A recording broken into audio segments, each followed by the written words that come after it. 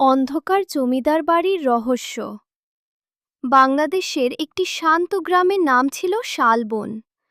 চারদিকে সবুজ ধানের ক্ষেত, বাঁশঝাড় আর ছোট্ট নদী।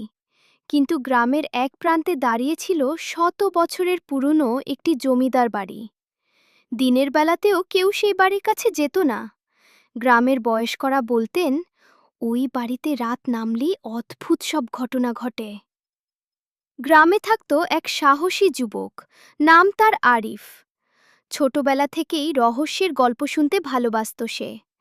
একদিন সে ঠিক করল, জমিদার বাড়ির রহস্যের সত্যতা সে নিজেই খুঁজে বের করবে।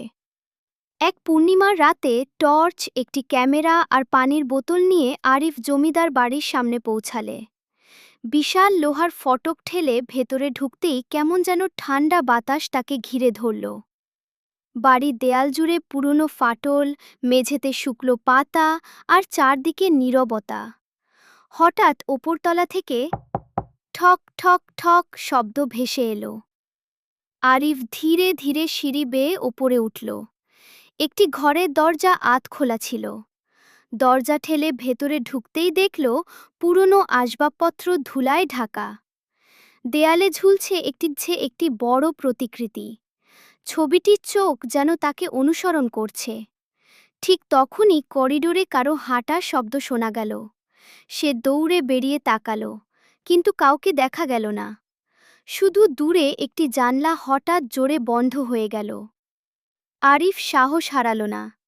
সে বাড়ির পেছনের একটি ঘরে ঢুকে মেঝের নিচে লুকানো একটি কাঠের বাক্স পেল। বাক্স খুলতেই ভেতরে ছিল বহু বছরের পুরনো ডায়েরি। ডায়েরিতে লেখা ছিল, বহু বছর আগে জমিদার পরিবারের কিছু মানুষ এই বাড়িতে আশ্রয় নিয়েছিল। এক ভয়াবহ ঝড়ের রাতে তারা সবাই নিখোঁজ হয়ে যায়। তারপর থেকেই বাড়িটি পরিত্যক্ত হয়ে পড়ে। গ্রামের মানুষ নানা গুজব ছড়াতে শুরু করে, আর সময়ের সঙ্গে সঙ্গে সেই গুজব ভয়ের গল্পে পরিণত হয়। ডায়েরি পড়তে পড়তেই হঠাৎ বিদ্যুৎ চমকের মতো আলো জানলা দিয়ে ভেতরে ঢুকল। মুহূর্তের জন্য আরিফ দেখল করিডোরে যেন একটি ছায়ামূর্তি দাঁড়িয়ে আছে। আবার আলো নিভে যেতেই সেটি আর